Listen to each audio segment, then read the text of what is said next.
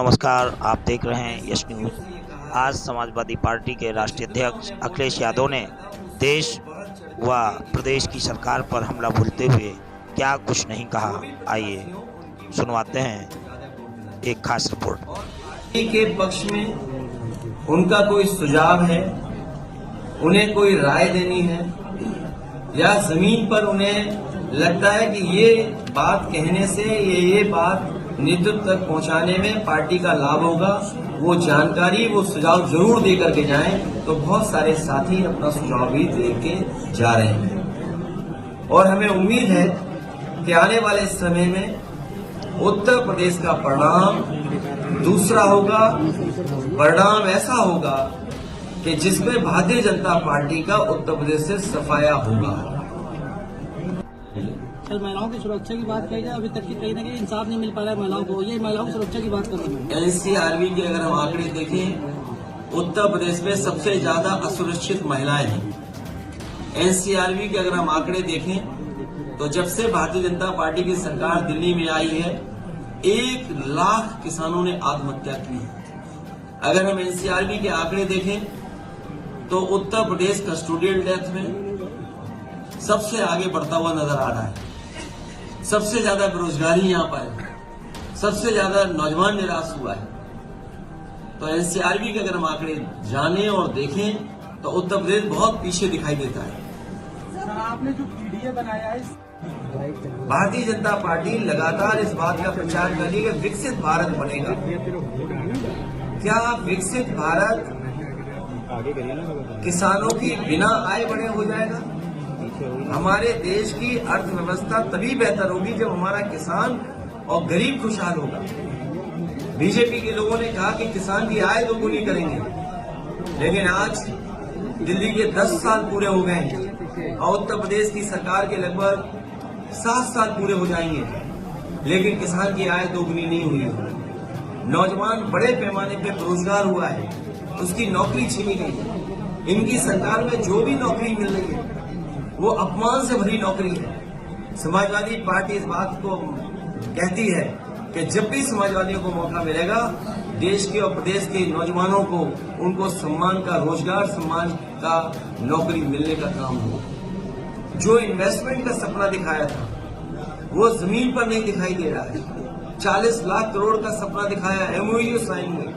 अब तो दूसरे प्रदेश के लोग भी एमओयू कराने लगे हैं। हाल ही में तमिलनाडु में देश के प्रधानमंत्री गए, देश के बड़े उद्योग मंत्री गए, वहां भी एमओयू हो गए। अब सोचने की बात यह कि क्या उत्तर प्रदेश में जो एमओयू किए थे वो जमीन पे आ रहे हैं? और जिन इंडस्ट्रियल पॉलिसी के तहत इन्होंने इन्वेस्टमेंट मांगने के काम किया था, क्या उन इंडस्ट्रियल पॉलिसी के तहत योजनाएं जमीन पर पहुंची हैं? क्या उनको इंसेंटिव दिए गए हैं? जब बजट में इंसेंटिव का पैसा नहीं था या इंसेंटिव के लिए कोई बजट नहीं था, तो फिर इन्वेस्टमेंट क्या आया है?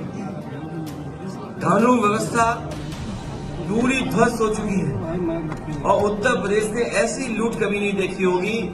हर स्तर पर लूट है, चाहे वो थाने हो, चाहे वो तहसील हो या कोई विकास कार्य हो रहा हो। इतनी लूट उत्तर प्रदेश ने कभी नहीं देखी जो भारतीय जनता पार्टी की सरकार में हो रही है। इतना भेदभाव, इतना अपमानित करने का माहौल, कोई सुनवाई किसी की नहीं है।